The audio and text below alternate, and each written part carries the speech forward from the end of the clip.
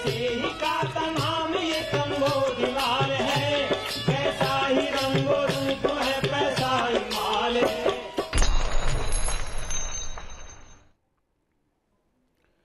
नमस्कार, good evening. स्वागत है आपका मनी 9 की खास पेशकश मनी सेंट्रल में। मैं हूं शुभम शंकधर और स्टूडियो में मेरे साथ हैं मनी 9 के एडिटर अंशुमान तिवारी जी। सर, बहुत स्वागत है आपका। धन्यवाद। आज की बड़ी खबरों पर चर्चा शुरू करें उससे पहले देखिए ऑन द शो, यानी आज कार्यक्रम में खास क्या है, किन मुद्दों पर होगी बात। तो आज चर्चा होगी रूस से क्या सस्ता कच्चा तेल आ पाएगा भारत में। आज चर्चा होगी कि भारत में पेट्रोल डीजल के दाम बढ़ क्यों नहीं रहे हैं। पूरी आशंका थी, पूरी संभावना थी कि बढ़नी चाहिए। इसके बाद बात करेंगे कि एलआईसी का आईपीओ लाते लाते सरकार क्यों रुक गई। सेबी के नए नियम कैसे स्टार्टअप्स की मुश्किलें बढ़ाएंगे और ईपीएफओ के भीतर क्या है। और अंत में चलते चलते आपको बताएंगे कि महंगा कर्ज हो गया है। जी हाँ, कर्ज महंगा कैसे हो गया है, ये आपको आंकड़ों के कुछ बारीकियां समझनी पड़ेंगी, जिसके बाद आप ये बता सकते हैं। आज का मनी सेंट्रल बेहद खास है। हर खबर ऐसी है जो बिल्कुल आपकी पॉकेट से जुड़ी है, आपकी जीवन से जुड़ी है, आपकी जिंदगी से जुड़ी है। सबसे पहले शुरुआत करते हैं रूस के कच्चे तेल से। तो महंगे कच्चे तेल की मार से बचने के लिए भारत सस्ते में रूस से कच्चा तेल खरीद सकता है।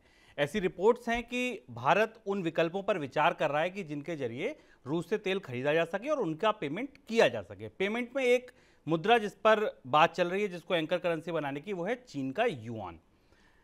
भारत तीसरा सबसे बड़ा आयातक है। हम अपनी ज़रूरत का 85% कच्चा तेल आयात करते हैं। ऐसे में अगर ये पता चले कि कोई देश सस्ता कच्चा तेल दे रहा है तो निश्चित तौर पर लगेगा कि हाँ, उससे ले लेना चाहिए। अंशुमान जी से समझते हैं कितना आसान है, जिन विकल्पों पर विचार हो रहा है वो विकल्प वाकई कितने संभव हैं व्यवहारिक रूप से अगर उनको देखा जाए। सर, पहला सवाल, प्रतिबंधों के बीच कितना आसान होगा या क्या वाकई रूस से हम कच्चा तेल खरीद पाएंगे? शुभम, फिलहाल जिन दो विकल्पों पर विचार हो रहा है उसमें कच्चे तेल पर हम आगे आते हैं। कच्चा तेल खरीदने की डायनामिक्स थोड़ी सी दूसरी अलग तरीके की है। तात्कालिक तौर पर सरकार निर्यातकों को बेल आउट करने की कोशिश कर रही है। उनके करीब $500 मिलियन के आसपास के पेमेंट फंसे हुए हैं जो रूस से नहीं आ पा रहे हैं, जो सामान उन्होंने यहाँ से एक्सपोर्ट किया था। चूँकि रूस स्विफ्ट सिस्टम से बाहर हो गया है और जो फिएट करेंसीज हैं उनमें ट्रेड नहीं हो पा रहा है, तो सबसे पहली कोशिश ये है कि निर्यातकों को थोड़ी मदद दी जा सके या उन्हें किसी तरह से सामने लाने का रास्ता, उनका पेमेंट वहां से निकलवाने का रास्ता किया जा सके। रूपी रूबल ट्रेड पर हम विस्तार से चर्चा कर चुके हैं इससे पहले और रूपी रूबल ट्रेड की समस्या है हम बता चुके हैं। उसमें सबसे बड़ी समस्या यह है कि रूबल दुनिया की सबसे खराब करेंसी है, सबसे बुरी तरह टूटी हुई करेंसी है। रुपया उसकी तुलना में, रुपया वैसे भी डिवैल्यूड है, रुपया भी इमर्जिंग मार्केट्स की में सबसे ज़्यादा पिटाई वाली करेंसीज में इस समय शामिल है। तो दो ऐसी करेंसीज के बीच में ट्रेड करने से कितना फायदा होगा और उसके क्या लॉन्ग टर्म लॉसेज होंगे, सरकार इसको लेकर गहरे असमंजस में है, इसे कैलकुलेट करने में लगी है। दूसरी चीज़ ये है कि निर्यातकों का पेमेंट कैसे कराया जाए। इसके लिए ये कोशिश की जा रही है कि रूपी रूबल ट्रेड को अगर दोबारा शुरू किया जाना है तो उसे किसी थर्ड करेंसी से बेंचमार्क किया जाए। अब यहाँ युआन की बात चर्चा में आ रही, पिछले 2-3 दिन से जिस पर बातचीत चल रही है वो चाइनीज युआन है। लेकिन युआन और रूबल और युआन और इंडिया की पैरिटी बहुत कॉम्प्लेक्स है। क्योंकि रूबल दुनिया की सारी मुद्राओं के अगेंस्ट गिरा है, डॉलर के अगेंस्ट गिरा है, तो युआन के अगेंस्ट भी वीक है। और चाइना एक एक्सपोर्टर कंट्री है, चाइना निर्यात करने वाला देश है। तो चाइना हमेशा अपनी करेंसी का इस्तेमाल अपने निर्यात को बढ़ाने के लिए या ट्रेड के प्रिविलेज के लिए करता है। तो दुविधा यह है, पहली चीज दुविधा यह है कि निर्यात का पैसा कैसे आए और रूपी रूबल ट्रेड कैसे शुरू किया जाए। उसके लिए भारतीय बैंकों को वहां और रशियन बैंक्स को यहां काम शुरू करना पड़ेगा, तब ये लेन देन होगा। अब हम दूसरे विषय पर आते हैं, वो रूस से कच्चे तेल का आयात है। रूस का कच्चा तेल या क्रूड दुनिया में कहीं नहीं बिक रहा है। ऐसी चर्चाएं हैं कि रूस ने 25 से 30% डिस्काउंट पर भारत को क्रूड ऑयल देने की बात कही है। लेकिन दुविधा यह है कि उस क्रूड ऑयल को लाकर डिप्लोमेटिक गुस्सा झेलकर, क्योंकि भारत जब रूस से सीधा तेल का आयात शुरू करेगा या रूस के साथ डील करेगा, भारत की कंपनियों ने अभी तक रूस से अपने आप को विड्रॉ नहीं किया है। दुनिया भर की कंपनियां वहां से विड्रॉ कर रही हैं, पर भारत की कंपनियां, खासतौर से ओएनजीसी विदेश का वहां निवेश है उसे उन्होंने वापस नहीं लिया है।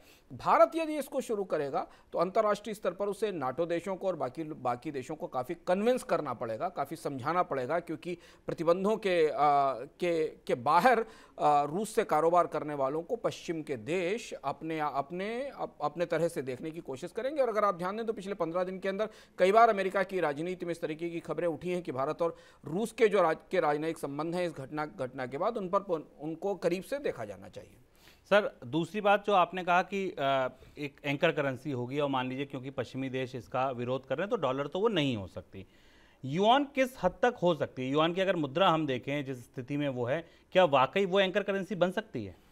भारत के लिए बहुत कूटनीतिक तौर पर शुभम बहुत मुश्किल बात है, क्योंकि चाइना के साथ मिलकर रूस से ट्रेड करना, यानी एक तरह से चीन और रूस के करीब, रूस के साथ तो दोस्ती पर चीन के करीब खिसक जाना और एक टूटी हुई करेंसी रूबल के से ट्रेड करने के लिए चीन के युआन को आधार बनाना कूटनीतिक तौर पर बहुत जटिल फैसला है, बहुत डिफिकल्ट डिसीजन है। न केवल कूटनीतिक तौर पर शुभम, आर्थिक तौर पर भी मुश्किल है, क्योंकि चाइना की करेंसी में ट्रांसपेरेंसी नहीं है। चाइना अपनी करेंसी के रेट को मैनिपुलेट करता है, ये पूरी दुनिया जानती है, क्योंकि वो निर्यातक देश है तो हमेशा वो अपनी करेंसी को कमजोर रखने की कोशिश करता है जिससे कि निर्यात में फायदा हो। ये सारी चीजें भारत के लोगों को मालूम है। भारत का चीन के साथ वैसे ही बड़ा ट्रेड है, भारत और चीन का ट्रेड काफी बड़े पैमाने पर है।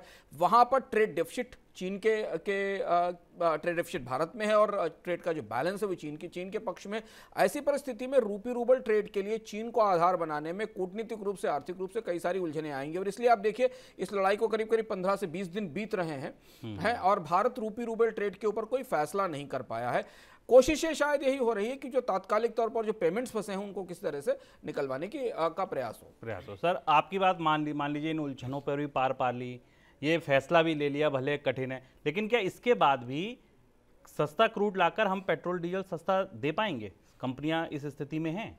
ये बात हमारे लिए समझना जरूरी है, क्योंकि लगातार पिछले कई दिनों से चर्चा हो रही है कि भारत को रूस से सस्ता या कच्चा तेल या क्रूड खरीद लेना चाहिए। रूस की कंपनियां दे भी रही हैं, रूस की कंपनियां 25 से 30% डिस्काउंट पर क्रूड दे रही, पर हमें भारत की क्रूड के या भारत में कच्चे तेल और पेट्रोल डीजल की कीमतों का जो पूरा शास्त्र है, जो उसकी पूरी मैट्रिक्स है, वो समझनी होगी। रूस से हम मान भी लें, हाइपोथेटिकली मान लें, काल्पनिक तौर पर मान लें कि भारत सारे जोखिम लेकर, पश्चिम से जोखिम लेकर, पश्चिम से झगड़ा मोल लेकर, प्रतिबंधों को डिफाई करके रशिया से किसी रास्ते से पेमेंट मैकेनिज्म के जरिए रूस से तेल की खरीदारी शुरू करता है, फिर भी क्या भारत में पेट्रोल डीजल की कीमतें कम हो पाएंगी? शायद उसकी संभावना कम दिखाई देती है। और इसलिए ये बात वित्त मंत्री निर्मला सीतारमण ने 2 दिन पहले कही, जो वो काफी स्केप्टिकल थी इसे लेकर। उनका कहना था इसमें बहुत सारी निटिग्रिटीज हैं, इसको वर्कआउट करना जरूरी है। ऐसा उन्होंने क्यों कहा, इसके पीछे हम समझते हैं। भारत के कच्चे तेल के कुल आयात में 75 से 87% हिस्सा ओपेक देशों का है जी है। यानी भारत में तेल की कीमतें तय करने के लिए जो बेंचमार्क है वो ब्रेंट क्रूड है और ब्रेंट क्रूड पर ही दुनिया का सबसे बड़ा वो पैमाना है। और भारत में आपके पास और हमारी जेब तक या पेट्रोल पंप तक जो तेल आता है उसमें ब्रेंट क्रूड के आधार पर कीमतें तय होती हैं। अगर हम माने कि भारत अपनी जरूरत का 10 से 12%, 15% कच्चा तेल रूस से आयात भी करता है, तो वो सस्ता आयात, और वो 25% डिस्काउंट पर मिलता है, तो वो सस्ता आयात प्राइस में रिफ्लेक्ट कैसे होगा, हमारी आपकी कीमतों में कैसे रिफ्लेक्ट होगा? क्या 80% क्रूड जिस कीमत पर आयात किया जा रहा है उस बेंचमार्क को हटा दिया जाएगा? मुश्किल है, क्योंकि जितना भारत को कच्चा तेल हर साल चाहिए उतना पूरा तो रूस सप्लाई नहीं करेगा, आपको एक बड़ा हिस्सा बाहर से लेना पड़ेगा। भारत ने पिछले दिनों में ओपेक से अपने आयात को सीमित करके अन्य बाजारों को ढूंढने की कोशिश की और ये कहा गया कि हमें ओपेक पर निर्भरता कम करनी चाहिए। उसमें यूएस से भी तेल का आयात हुआ, पर और वो सस्ता था थोड़ा सा, ऐसा कहा जाता है, लेकिन उसका कोई असर में कीमतों पर नहीं दिखाई दिया। तो अगर भारत सस्ता कच्चा तेल खरीदने की कोशिश करता है तो उसे फिर पेट्रोलियम प्राइसेस को तय करने के फार्मूले में बदलाव करना पड़ेगा। और यहां तेल विशेषज्ञों से, मेरी तेल कंपनियों से और बाकी लोगों से बात हो रही थी, तो उनका मानना यह था कि इसका तात्कालिक लाभ कंपनियों को तो मिल जाएगा, उनकी इन्वेंट्री में तो मिल जाएगा, क्योंकि वो जो क्रूड $100 पर या $110 पर खरीद रही है, वही क्रूड अगर 15%, 20% डिस्काउंट पर आ जाता है तो $80-90 पर बैरल का आ जाएगा। लेकिन वो जो कमी है वो उपभोक्ताओं तक कैसे पास ऑन की जाएगी और अंततः वो महंगाई में कैसे रिफ्लेक्ट होगी, इसका कोई मैकेनिज्म, इसका कोई शास्त्र नहीं है। क्योंकि भारत में पेट्रोल डीजल की कीमतें 80% क्रूड के इंपोर्ट के बेस पर तय होती हैं और वहां पर ओपेक देशों का ब्रेंट हमारा बेंचमार्क है। और यही दुविधा है कि ये जब नहीं हो सकता तो फिर इस तरीके का जोखिम क्यों लिया जाए, जिसमें कि पेमेंट्स के भी इश्यूज हैं और कूटनीतिक रूप से भी चुनौती है। ये बात सरकार के अंदर चर्चा में है। अगला सवाल सर पेट्रोल डीजल की कीमतों पर ही है, लेकिन वो दूसरा है भारतीय परिप्रेक्ष्य में। क्रूड ऑयल सर 140 से अब $108 तक आ गया है, इतनी तेजी हम देखा है। पेट्रोल डीजल की कीमतें बीते 3 महीने से, नवंबर से शुरुआत से अब तक 4 महीने से कह लीजिए, बिल्कुल नहीं बदली। उम्मीद पूरी ये थी, पूरी आशंका ये थी कि जैसे ही चुनाव के नतीजे आएंगे पेट्रोल डीजल में एक तेज बड़ी गिरावट हम देखेंगे और फिर धीरे धीरे गिरावटें आगे बढ़ेगी। क्यों नहीं बढ़ी ये पेट्रोल डीजल की कीमतें? सबका ये दिमाग में सवाल है कि आखिर पेट्रोल डीजल की कीमतें बढ़ क्यों नहीं रही हैं, कहाँ अटक गई? हम लोगों ने एक मनी सेंट्रल में इस पर पूरी चर्चा की थी और ये बताया था कि शायद पेट्रोल डीजल की कीमतों में बढ़ोतरी ना हो, जबकि अपेक्षाएं बिल्कुल दूसरी तरफ है। उसकी दो वजह हैं। एक वजह तो ये कि सरकार को पता है कि पेट्रोल डीजल की कीमतें इस समय बढ़ाने में, जब सारी कमोडिटीज़ की प्राइसेस बढ़े हैं तो महंगाई का बड़ा खतरा है, और महंगाई और पेट्रोल डीजल की कीमतें मिलकर भारत की अर्थव्यवस्था को पटरी से उतार देंगी। इसको स्वीकार करने में अब सरकार के भीतर, सरकार के बाहर, रिजर्व बैंक के स्तर पर भी कहीं कोई दुविधा नहीं है। दो फार्मूले अंदर हैं जिन पर बात की जा रही है। हालांकि आज तक सरकार की तरफ से ऐसा कोई संकेत नहीं आया है शुभम की एक्साइज ड्यूटी में और कटौती या कमी की जाएगी। यानी एक्साइज ड्यूटी जहां है, पिछले चुनाव से पहले जहां थी वहीं रखी जाएंगी, उससे नीचे सरकार उन्हें नहीं लाएगी। ये बात तो रूल आउट है। इसके बाद दो बड़ी वजह हैं जिन विकल्पों के कारण शायद सरकार थोड़े समय तक पेट्रोल डीजल की कीमतों में बढ़ोतरी टालना चाहती है।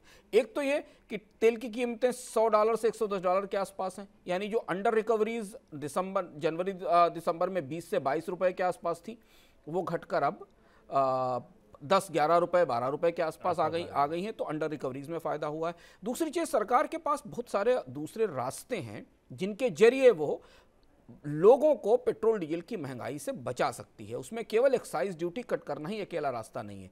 तेल कंपनियों का डिविडेंड, करीब 27,000 करोड़ का डिविडेंड तेल कंपनियां सरकार को देती हैं, जिसमें कि पेट्रोल डीजल की मार्केटिंग कंपनियां और प्रोडक्शन कंपनियां हैं।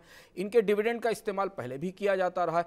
ये पैसा तेल कंपनियों के डिविडेंड को वापस उन्हें देकर या उनसे ना लेकर उनकी अंडर रिकवरीज को बैलेंस करने की कोशिश की जा सकती है। और तीसरा बड़ा विकल्प ये है कि थोड़े समय के लिए तेल कंपनियां हिट लें, अपनी बैलेंस शीट पर उनके रिजर्व्स अच्छे हैं, सब पहले भी होता रहा है, नई बात नहीं है। और उसके बाद सरकार क्रमशः कोई दूसरा रास्ता निकालकर जो एक किस्म की सब्सिडी वो तेल पर दे रही, उसे वो वापस चुकाने की कोशिश करें। इस अनप्रेसिडेंटेड तेजी में अमेरिका ने भी कहा है कि पेट्रोल डीजल की कीमतें नहीं बढ़ने देगा, अपने यहाँ गैस की कीमतें नहीं बढ़ने देगा। दुनिया के बाकी देश भी ऐसा कर रहे हैं कि वो अपने यहाँ पेट्रोल डीजल की कीमतों को रोकने की कोशिश कर रहे हैं, क्योंकि एक अप्रत्याशित परिस्थिति है। और शायद यही वजह है कि आमतौर पर छोटी छोटी बढ़ोतरी के बाद भी कीमतें बढ़ाने वाली सरकार इस समय इस हडल में है, इस व्यवस्था में, इस फार्मूले की तलाश में है जहां कंपनियों के मार्जिन्स को, उनके इन्वेंट्री मार्जिन्स हैं, इन्वेंट्री मार्जिन हालांकि एक तकनीकी फार्मूला है, लेकिन फिर भी कंपनियों की बैलेंस शीट पर शुभम रिफ्लेक्ट होता है, क्योंकि अगर उनकी इन्वेंट्री में $80 का क्रूड पड़ा हुआ है और आज बाजार में कीमत क्रूड की $120 है, तो ये जो डिफरेंस है ये उनका नोशनल गेन है या प्रॉफिट है। और चूंकि कंपनियां अलग अलग समय पर क्रूड खरीदती हैं तो वो उनको एवरेज आउट करने में मदद मिलती है कि कुछ क्रूड उन्होंने 80 पर खरीदा है, कुछ 120 पर खरीदा है। तो इन्वेंट्री मार्जिन है जो कंपनियों की बैलेंस शीट में रिफ्लेक्ट होते हैं। सरकार कंपनियों से कह सकती है कि इन्वेंट्री के लेवल पर आपको लाभ हो रहा है, आपका नुकसान कम है। और दूसरी चीज है कि लाभांश उनके रोके जा सकते हैं और डिविडेंड को वापस उसमें लाने की कोशिश की जा सकती है। लेकिन हाँ, इससे ये रूल आउट नहीं किया जा सकता कि क्या पेट्रोल डीजल की कीमतें बिल्कुल नहीं बढ़ेंगी। बढ़ोतरी थोड़ी बहुत जरूर संभावित है, लेकिन वो कितनी होगी इसके लिए सरकार अभी फार्मूले पर विचार कर रही है। और वो फार्मूला इसलिए थोड़ा और लंबे समय तक खिंच रहा है कि अन्य जगह से आपूर्तियों का प्रयास हो रहा है। बिल्कुल, यानी कि चाहे कंपनियां अपने मुनाफे पे हिट लें, चाहे इन्वेंट्री गेन से पैसा लाएं, या सरकार को लाभांश देने वाले लाभांश में कमी करें, फिलहाल इस वस्तु स्थिति यही है कि पेट्रोल डीजल की कीमतें नहीं बढ़ रही। सर, आपने जिक्र किया महंगाई दर का, आज थोक महंगाई के आंकड़े आए हैं, थोक महंगाई 13% के भी ऊपर चली गई है। अभी इसमें पेट्रोल डीजल की महंगाई या कमोडिटी की महंगाई शामिल नहीं है। क्या आपको लगता है कि आने वाले दिनों में ये जो महंगाई का आंकड़ा है ये और ज़्यादा भड़क सकता है? थोक महंगाई का आंकड़ा हमें बिल्कुल चौंकाने वाला है और बहुत ज़्यादा चौंकाना चाहिए, और इसे हमें गहराई से समझने की ज़रूरत है। शुभ, हम लगातार मनी सेंट्रल में महंगाई और उसके असर के अलग अलग हिस्सों पर बात करते रहें। इस आंकड़े को, जो फरवरी का आंकड़ा हमारे पास आया, उससे पहले हमें देखना है कि दिसंबर का आंकड़ा भी अपवार्ड रिवाइज किया गया और वो 14% के आसपास है। भारत में पिछले 11 महीने से थोक महंगाई डबल डिजिट में बनी हुई है। थोक महंगाई से जब हम बात कहते हैं तो इसे आप प्रोड्यूसर्स की इन्फ्लेशन मान सकते हैं, यानी ये उनकी महंगाई है जो थोक में उत्पादन करते हैं, चाहे वो स्टील, लोहा कोयला निकालने वाली कंपनियां हों या थोक में सामान बनाने वाली कंपनियां हों। यही महंगाई बाद में कंपनियों के वैल्यू एडिशन के साथ सेवाओं की लागत जुड़कर, बाकी चीज़ों की लागत जुड़कर हमारे और आपके पास आती है। अब आप यहाँ 14% की थोक महंगाई, और उसमें भी मैं आंकड़ा देख रहा हूँ तो लगभग फ्यूल पावर की महंगाई 31% के आसपास है, जबकि अभी हमने पेट्रोल डीजल की कीमतों में बढ़ोतरी नहीं देखी। ये शायद कोयले और बाकी जो रेगुलेशन से बाहर फ्यूल और के कंपोनेंट हैं उनके कारण आई है। मैन्युफैक्चर्ड प्रोडक्ट्स की इन्फ्लेशन जनवरी की में 9.42% थी और 9.84% हो गई है, यानी वहाँ बढ़ोतरी दिखाई दी है। फूड आर्टिकल्स की इन्फ्लेशन कम हुई है थोड़ी सी, लेकिन ऑयल सीड्स की इन्फ्लेशन थोड़ी कम हुई है। लेकिन यहाँ थोक महंगाई के जो सबसे बड़े हिस्से हैं मैन्युफैक्चर्ड और फ्यूल, इनमें बढ़ोतरी है। अब यहाँ से वो बात हम समझ सकते हैं जिस पर हम चर्चा करते हैं कि आखिर क्यों नेस्ले को, आखिर क्यों हिंदुस्तान लीवर को, आखिर क्यों इन कंपनियों को बार बार अपनी कीमतें बढ़ानी पड़ रही हैं। इस आंकड़े को आप खुदरा महंगाई के आंकड़े से तुलना करिए जो 6%, 6.5% के आसपास है। अभी आंकड़ा आएगा तो हमें उसका अंतर उस समय समझने में और मदद मिलेगी और हम आपको दिखा पाएंगे कि थोक और खुदरा महंगाई के बीच फर्क क्या है। यानी कंपनियां थोक बाजार से जो सामान 14% की महंगाई पर खरीद रही हैं उसका 6% आपको पास ऑन कर पा रही हैं, और इसलिए आने वाले कई महीनों में लगातार बार बार कीमतें बढ़ने की संभावना है। ये कच्चे माल की कीमतों की बढ़ोतरी है यहाँ पर शामिल है। इसमें एक बड़ा हिस्सा शुभम रुपये की डिवैल्यूएशन का भी है, क्योंकि भारत अपनी ज़रूरतों का जीडीपी की तुलना में करीब 20 से 22% इंपोर्ट करता है, जिसमें एक बड़ा हिस्सा कंपोनेंट्स का और मिनरल्स का और फ्यूल ऑयल का है। तो वो महंगाई भी इसमें रिफ्लेक्ट हो रही, और इसलिए हमको लगता है कि रिजर्व बैंक जब दोबारा अगले महीने इस ब्याज दरों पर दोबारा समीक्षा करने बैठेगा तो इसे गहराई से समझने की कोशिश करेगा कि अगर ये 14% की इन्फ्लेशन 14% की कंज्यूमर इन्फ्लेशन में बदल जाए तो या 14% से ज़्यादा की कंज्यूमर इन्फ्लेशन में बदल जाए, क्योंकि ये तो कहीं ना कहीं धीमे धीमे पास ऑन होगी, वो पास होगी, तो हम किस महंगाई पर खड़े होंगे, जबकि अभी महंगाई के कई और नए चरण रास्ते सामने आने। तो इसलिए ये आंकड़ा सरकार के लिए, वित्त मंत्रालय के लिए, बैंकर्स के लिए चिंता का विषय है। चलिए बढ़ते हैं अगली खबर की ओर। LIC का IPO मार्च में नहीं आ रहा, ये लगभग तय हो गया। मीडिया रिपोर्ट्स की माने तो अब IPO मई के पहले पखवाड़े में लॉन्च हो सकता है, बाजार में आ सकता है। 12 मई ये तारीख याद रखिएगा, ये इसलिए ज़रूरी है क्योंकि अगर सेबी के पास जो प्रॉस्पेक्टस फाइल हुआ है और जिन वैल्यूज़ पर फाइल हुआ है, अगर IPO 12 मई से पहले आता है तो वो मान्य होंगे, और 12 मई के बाद अगर ये तारीख टल जाती है तो नए सिरे से सरकार को LIC के अधिकारियों को तैयारी करनी होगी। नए सिरे से प्रॉस्पेक्टस फाइल करना होगा, एम्बेडेड वैल्यू फिर से निकाली जाएगी, कंपनी का वैल्यूएशन फिर से किया जाएगा, और ये सारी तैयारी जो कवायद अब तक हो चुकी है ये फिर से करनी पड़ेगी अगर 12 मई से IPO लेट हो गया। सर क्यों रुक गई सरकार लाते लाते IPO? बिल्कुल सब कुछ तैयारी हो गई थी, मतलब ढोल नगाले मंच तैयार था, बस आने ही वाला था, कहाँ रुक गई गाड़ी? शेयर बाजार की हालत, शेयर बाजार में जिस किस्म का उतार चढ़ाव, अनिश्चितता है, खासतौर पर महंगाई को लेकर, अभी ब्याज दरों का एक बड़ा इवेंट सामने खड़ा हुआ है फेड रिजर्व की तरफ से, उसके बाद यूरोपियन बैंक की तरफ से। सरकार को कहीं ना कहीं ये भरोसा या विश्वास या कॉन्फिडेंस नहीं हो पा रहा है कि ठीक है, भारत की सबसे बड़ी बीमा कंपनी है, इसमें काफ़ी लोग निवेश करना चाहते हैं, लेकिन दुविधाएं दो हैं कि वैल्यूएशन कैसे सही तय किया जाए, और बाजार का मिजाज अगर अच्छा ना हो और ख़राब वैल्यूएशन है, महंगे वैल्यूएशन का शेयर आ जाए और उसको सही ढंग से सब्सक्रिप्शन ना मिले तो सरकार के लिए बड़ी किरकिरी की बात होगी। दूसरी एक चीज़ जिस पर हम बार बार कह रहे हैं कि भारतीय शेयर बाजार से विदेशी निवेशक किनारा कर रहे हैं, वो कंसिस्टेंटली बिकवाली कर रहे हैं बाजार में, उनके कारण बाजार का सेंटिमेंट ठीक नहीं है। डोमेस्टिक इन्वेस्टर्स बाजार को सपोर्ट करने में लगे हुए हैं, उन्हीं के और इन दो के जरिए ही IPO सफल होते हैं, यही दो सबसे बड़ा हिस्सा रखते हैं, सबसे मोटी पोटली वाले लोग। हाँ, सबसे मोटी पोटली वाले लोग हैं, क्योंकि जो आम इन्वेस्टर है उसको तो 10% 5% का शेयर मिलता है। तो जो IPO का बड़ा चंक लाने वाले दोनों लोग हैं, एक के पास प्रेशर्स हैं बाजार में वैल्यूएशन गिरते जाने के, फिर भी बाजार में बने रहने के, जिन ये इशारा DIAs की तरफ है, डोमेस्टिक इन्वेस्टर्स की तरफ है, म्यूचुअल फंड्स की तरफ है, जिन्हें बाजार में अपने आप को कंसिस्टेंटली इन्वेस्टेड रखना है, और जो FIs बेच रहे हैं उसे खरीदना है बाजार से, क्योंकि इनके पास SIP का फ्लो है। दूसरी तरफ विदेशी निवेशक अपना नज़रिया बाजार के बारे में बदल रहे हैं। ऐसी परिस्थिति में इस तूफान में LIC के फंसने का पूरा खतरा था, और इसलिए इसको पोस्टपोन किए जाने की संभावना या आगे बढ़ाए जाने की संभावना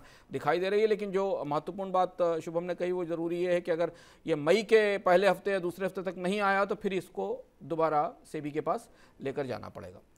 LIC के IPO के साथ तो ये आशंका है कि ये तूफान में फंस सकती है। कुछ IPO ऐसे हैं जो तूफान में फंस गए हैं। देखिए मनी 9 की स्पेशल रिपोर्ट और देखिए ये कौन से IPO हैं। पेटीएम अपने इशू प्राइस से 68% टूट गया। यानी अगर किसी ने 1 लाख रुपए पेटीएम में आईपीओ के वक्त लगाए होते तो इस समय महज 32,000 रुपए ही बचे हैं। जोमैटो, पॉलिसी बाजार और नायका भी अपने 52 हफ्तों के निचले स्तर के करीब हैं। टेक स्टार्टअप्स की गिरावट बाजार की तुलना में ज्यादा बड़ी और तीखी है। निवेशकों ने टेक स्टार्टअप की इस पिटाई से कुछ सीखा हो या नहीं, लेकिन तमाम आलोचनाओं के बाद शेयर बाजार नियामक सेबी ने इससे नसीहत जरूर ले ली है। यही वजह है कि सेबी अब इन आईपीओ वैल्यूएशन से जुड़े नए नियमों पर विचार कर रहा है। माना जा रहा है कि अब टेक स्टार्टअप्स को वैल्यूएशन के लिए अंदरूनी बिजनेस मैट्रिक्स के इस्तेमाल का भी ब्यौरा देना होगा। मतलब कितने मोबाइल एप्लीकेशन डाउनलोड हैं, कितने एक्टिव यूजर्स हैं, कितना समय वे एप्लीकेशन पर बिता रहे हैं, इन चीजों का ब्यौरा वैल्यूएशन से लिंक करना होगा। ऐसा इसलिए क्योंकि सेबी का मानना है कि घाटे वाले स्टार्टअप्स भी अगर अन्य कंपनियों की तरह फाइनेंशियल डिस्क्लोजर देते हैं तो इससे निवेशकों को कंपनी की असली स्थिति का पता नहीं चलता है। पेटीएम की फ्लॉप लिस्टिंग के बाद सेबी की ढीली जांच को लेकर आलोचना बढ़ी थी। सेबी की आईपीओ वैल्यूएशन से जुड़ी जांच को लेकर सवाल उठे थे। बाजार विशेषज्ञों का ये मानना था कि घाटे वाले स्टार्टअप्स महंगे वैल्यूएशन पर आईपीओ की प्राइसिंग कर रहे हैं। फरवरी में सेबी ने इस पर चिंताएं जाहिर करते हुए डिस्क्लोजर नियमों में सख्ती का प्रस्ताव रखा था। इस पर 5 मार्च तक सभी हितधारकों से राय मांगी गई थी। अभी नियम लागू नहीं हुए हैं, लेकिन इससे पहले ही सेबी ने सख्ती शुरू कर दी है। जिन स्टार्टअप्स ने आईपीओ के लिए अपने प्रोस्पेक्टस सेबी के पास जमा किए हैं, उन्हें अब ज्यादा जानकारी साझा करनी होगी। सेबी ने इन स्टार्टअप्स को गैर वित्तीय जानकारियों का ऑडिट कराने को कहा है। इन्वेस्टर बैंकर से भी कहा गया है कि इन जानकारियों को वैल्यूएशन में कैसे इस्तेमाल किया गया है, इसे विस्तार से समझाएं। इस खबर के बाद कंपनियों और इन्वेस्टमेंट बैंकर्स में उथल पुथल मची है। आने वाले स्टार्टअप्स के आईपीओ पर असर और लिस्टिंग में देरी की आशंका गहरी है। स्टार्टअप्स का कहना है कि सेबी के कदम से अनिश्चितता फैल रही है और कॉम्प्लायंसेस के खर्चे भी बढ़ रहे हैं। प्रॉफिट मॉट सिक्योरिटीज के रिसर्च हेड अविनाश गोरक्षकर कहते हैं कि सेबी किसी कंपनी के आईपीओ के वैल्यूएशन पर सीमा तय नहीं कर रहा है। पूरी कोशिश मुनाफे और घाटे वाली कंपनियों की जानकारी को एक समान करने की है। ये बाजार और निवेशकों के लिहाज से अच्छा है। आईपीओ की तैयारी कर रहे एक स्टार्टअप के अधिकारी ने कहा कि कंपनी चिंतित है। इससे आने वाली पीढ़ी के स्टार्टअप्स विदेश में कंपनी रजिस्टर करने पर विचार कर सकते हैं, जहां लिस्टिंग में आसानी हो। हांगकांग जैसे दिग्गज बाजारों में रेगुलेटर कंपनियों की बिजनेस प्रैक्टिसेस और फाइनेंशियल को लेकर कड़े नियमों का पालन करते हैं, लेकिन कोई रेगुलेटर वैल्यूएशन मैट्रिक्स को लेकर इतनी बारीक जांच नहीं करता है। तो आने वाले दिनों में स्टार्टअप लिस्टिंग का इंतजार लंबा हो सकता है, पर उम्मीद ये लगाई जा सकती है कि लिस्टिंग देर से भले हो, लेकिन दुरुस्त होगी। सर, आने वाले स्टार्टअप्स की तो लिस्टिंग देर से सही लेकिन दुरुस्त होगी, लेकिन जो ऑलरेडी आ चुके हैं नए नियमों का, उन पर क्या असर पड़ेगा? शुभम, यहाँ हम एक दूसरी दुविधा में हैं और बाजार में ये बात हम लगातार मनी सेंट्रल में चर्चा में कह रहे थे कि भारत में स्टार्टअप के शेयर्स के वैल्यूएशन के इश्यूज बहुत गहरे हैं और हमने एक उत्साह का दौर देखा और हर ब्रोकरेज ने और बड़े बड़े लोगों ने इसकी सिफारिश की कि ये तो मेगा इश्यूज हैं और इनमें निवेश किया जाना चाहिए। स्टार्टअप के बिजनेस मॉडल शेयर बाजार की अपनी समझ को से और शेयर बाजार में घाटे और मुनाफे की बुनियादी पैमाने पर खरे नहीं उतरते। उन्हें समझने के लिए एक दूसरे तरीके के मैट्रिक्स की ज़रूरत होती है। अब यहाँ दो बड़ी चीज़ें दिखाई देती हैं। पहली चीज़ तो ये कि सेबी ने तो अभी स्पष्ट कर दिया कि ओवर वैल्यूड थे, तभी वैल्यूएशन की मैट्रिक्स बदलने की बात कही गई। इसका मतलब आपको पेटीएम, नायका, जोमेटो उस कीमत पर दिए गए जो उनकी वास्तविक कीमत नहीं थी। ये बात स्पष्ट है। अगर आप बाजार की तरफ से देखें तो बाजार उनको शायद उनकी वास्तविक कीमत की तरफ खींचकर नीचे ला भी रहा है, इसलिए बाजार में बिकवाली चल रही है। अब अगर सेबी एक नए तरीके का पैरामीटर तय करती है आने वाली स्टार्टअप कंपनियों के वैल्यूएशन के लिए, जो पैरामीटर पिछली कंपनियों में जो लिस्टेड कंपनियां हैं उन पर लागू नहीं हुए थे, तो उस पैरामीटर के बाद उस आईने की रोशनी में मौजूदा लिस्टेड कंपनियां भी देखी जाएंगी।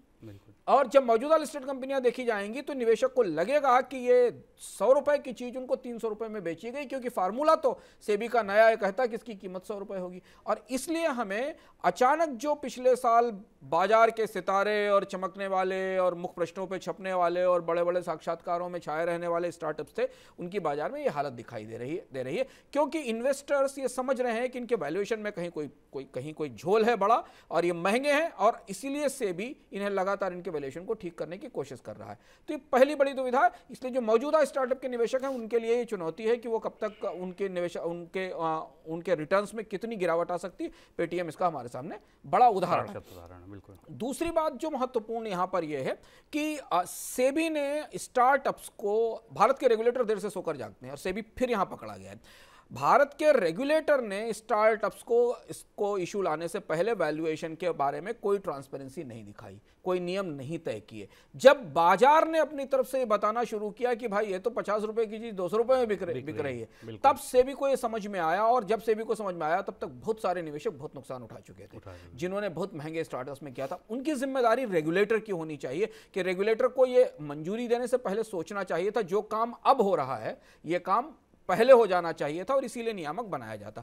तीसरी बड़ी बात यह कि ये बहस अब यहां से शुरू होगी कि क्या नियामक को वैल्यूएशन पर ध्यान देना चाहिए या कंपनी की प्रैक्टिसेस पे और कामकाज के तौर तरीकों पर ध्यान देना चाहिए। विदेश में कई स्टॉक एक्सचेंजेस वैल्यूएशन को कंपनी पर छोड़ देते हैं और ये मानते हैं कि ये जो प्रोस्पेक्टिव बायर है और जो कंपनी उसके बीच का रिश्ता है, वो जो अपना सामान किस कीमत पर बेचना चाहता है ये उसके ऊपर है। पर भारतीय बाजार में से भी वैल्यूएशन को लेकर एक प्रक्रिया शुरू कर रहा है। शुभम, ये बात यहां तक नहीं रुकेगी, ये बात निकलेगी तो दूर तक जाएगी। अगर स्टार्टअप कंपनियों के लिए वैल्यूएशन के नियम तय होंगे तो फिर जो नॉन स्टार्टअप कंपनियां हैं, जो ब्रिक एंड मोर्टर कंपनियां हैं, उनके लिए भी उनके वैल्यूएशन कैसे तय किए जाए, उनके प्रॉफिट्स कैसे देखे जाए, इस पर भी एक नए सिरे से बहस शुरू होगी। अगली खबर बहुत ज़रूरी है। अगली खबर जुड़ी है ईपीएफओ से। ईपीएफओ मतलब कर्मचारी भविष्य संगठन निधि। अब खबर ये है कि खबर आपको पता चल गई होगी, 2 दिन पहले ये आई कि सीबीटी ने ये सिफारिश की है कि पीएफ पर ब्याज मिलने वाली जो ब्याज दर है उसको घटाकर 8.1% कर दिया जाए। ये सिफारिश हो गई है, वित्त मंत्रालय इस पर मोहर लगाएगा और इस साल मार्च के बाद जो आपके अकाउंट में पैसा क्रेडिट होगा आपकी सैलरी से कटने वाले पीएफ पर, वो उस दर से हो जाएगा। पहले ये 8.5% थी, 8.5 से घटाकर इसको 8.1% कर दिया गया। ये है प्लेन वनीला खबर। लेकिन ये कटौती की क्यों गई, ईपीएफओ के पीछे का माजरा क्या है, ये सब अब समझेंगे हम मनी सेंट्रल के इस चरण में। सर, ईपीएफओ ने जो ब्याज दर घटाई है 40 साल में सबसे कम है। और एक चीज और मैं क्लियर कर दूं कि ये ईपीएफओ केवल ये मत सोचिए ये आपसे जुड़ा नहीं है, क्योंकि नौकरी पेशा लोगों से जुड़ी तो बात है ही है, लेकिन तमाम छोटी बचत योजनाएं और आपकी बैंक में रखी जमा भी इसी से प्रभावित होती है। तो ये मान लीजिए कि ये खबर हर उस व्यक्ति के काम की जो ये शो देख रहा है। सर, ईपीएफओ ने ब्याज दर घटाई क्यों, पहला सीधा सवाल मेरा।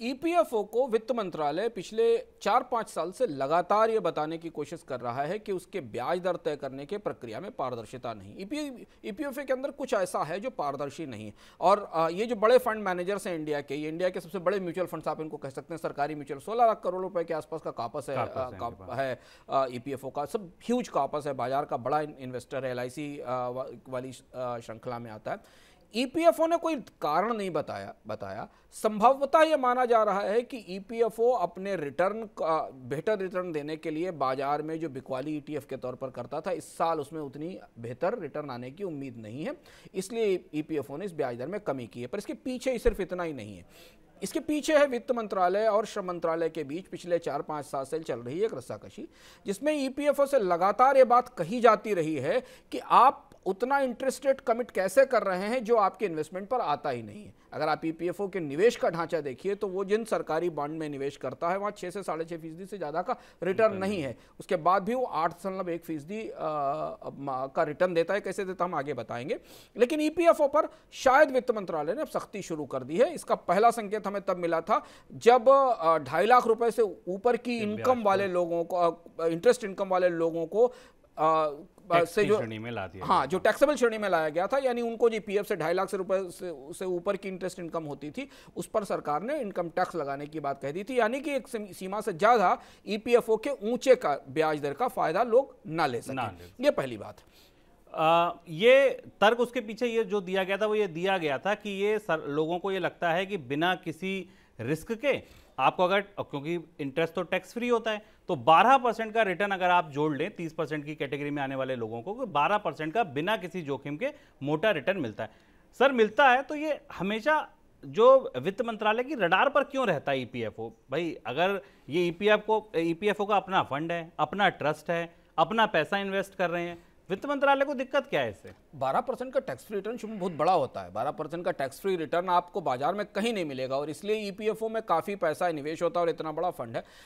वित्त मंत्रालय ने जब आप ईपीएफओ के आंकड़े के भीतर जाएं और उसकी बैलेंस शीट पढ़ने की, एनुअल रिपोर्ट पढ़ने की कोशिश करें तो वित्त मंत्रालय को ये महसूस होता है, वित्त मंत्रालय को होगा, किसी को भी जो ईपीएफओ के फंड्स को करीब से देख रहा होगा उसे हमेशा ये महसूस होगा कि ये चमत्कार होता कैसे है। ईपीएफओ 8% और पिछले साल तो 8.5% का रिटर्न आखिर देता कैसे है? क्योंकि ईपीएफओ के पोर्टफोलियो को जब हम अंदर से देखने की कोशिश करते हैं तो ईपीएफओ के पोर्टफोलियो में सबसे बड़ा हिस्सा स्टेट डेवलपमेंट लोन्स का है, यानी राज्यों के बॉन्ड का है, पीएसयू बॉन्ड्स का है, सेंट्रल गवर्नमेंट सिक्योरिटीज का है, कुछ हिस्सा पब्लिक अकाउंट का है। तो जो सबसे बड़ा हिस्सा मतलब लगभग 90% के आसपास का जो निवेश जिन सिक्योरिटीज में हो रहा है वहां कभी भी 8%, 8.5% का रिटर्न नहीं आता है। वहां रिटर्न केवल 6-6.5% के आसपास का है, बल्कि उससे भी कम होता है, इससे पहले कम भी रहा है। तो आखिर ईपीएफओ ये पैसा कहां से लेकर आता था? तो वित्त मंत्रालय को ऐसा महसूस होता है, जहां तक हम लोगों से बात करके समझ पा रहे हैं और इससे पहले भी अंदरूनी चर्चाओं में इस पर बात हुई है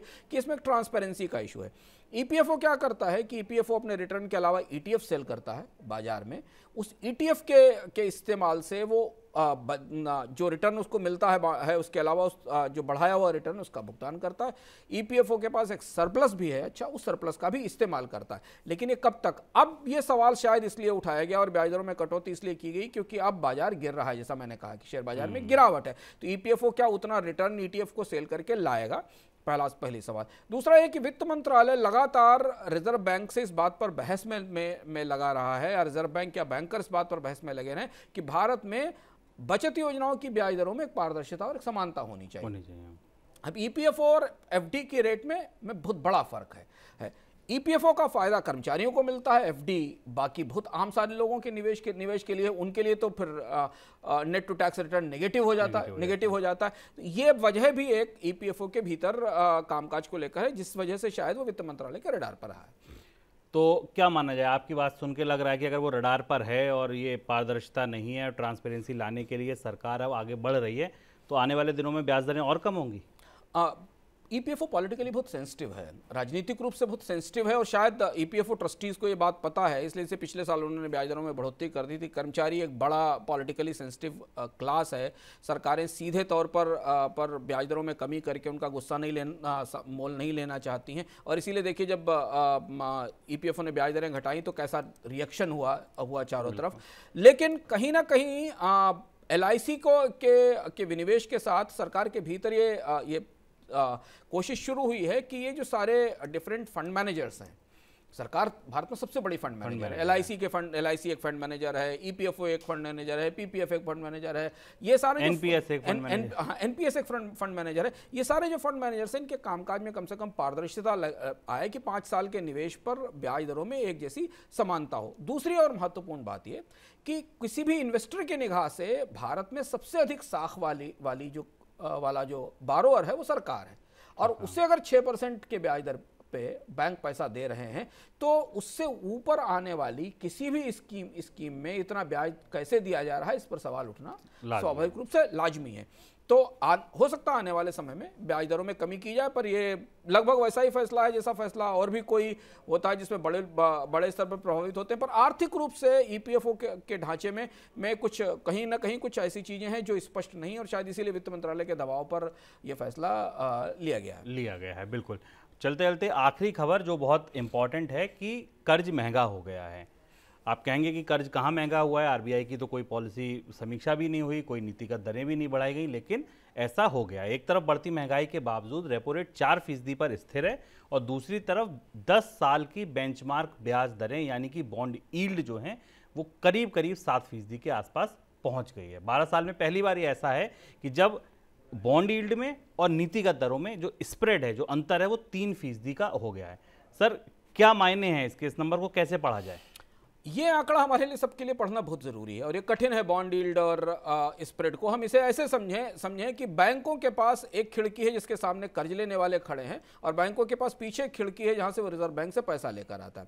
रिजर्व बैंक के बैंकों से कह रहा है कि रेपो रेट 4% के आसपास नहीं है, पर बैंक जब बाहर आगे जाकर कर्ज दे रहे हैं तो 7%, 7.5% पर दे रहे हैं। और आगे खड़े हुए जो 3 सबसे बड़े क्रेडिटर्स हैं, सबसे ज्यादा कर्ज लेते हैं, उनमें सबसे आगे सबसे बड़ी सरकार है, उसके पीछे कॉर्पोरेट है, उसके पीछे रिटेल है, उनका रिटेल बारोअर्स हैं। उनका इस बात से कोई लेना देना नहीं है कि रिजर्व बैंक अपनी पॉलिसी रेट 4% पर रखे हुए, क्योंकि बैंक जिस 10 साल के लिए जिस रेट को बेंचमार्क मानते हैं लॉन्ग टर्म लोन्स के लिए, 10 साल के जो सरकारी बॉन्ड हैं उनकी बेंचमार्क यील्ड मानी जाती है, वो 7% के आसपास पहुंच गई है।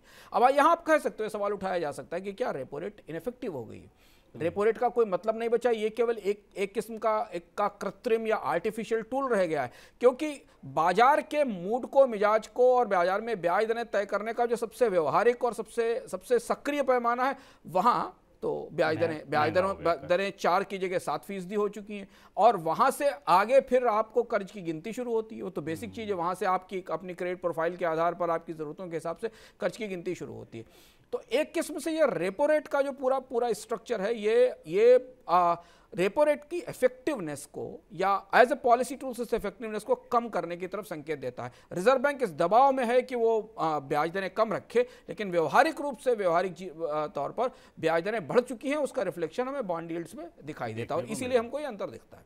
और ये समझना भी जरूरी है कि सरकार से बड़ा और सरकार से भरोसेमंद कोई ग्राहक नहीं है।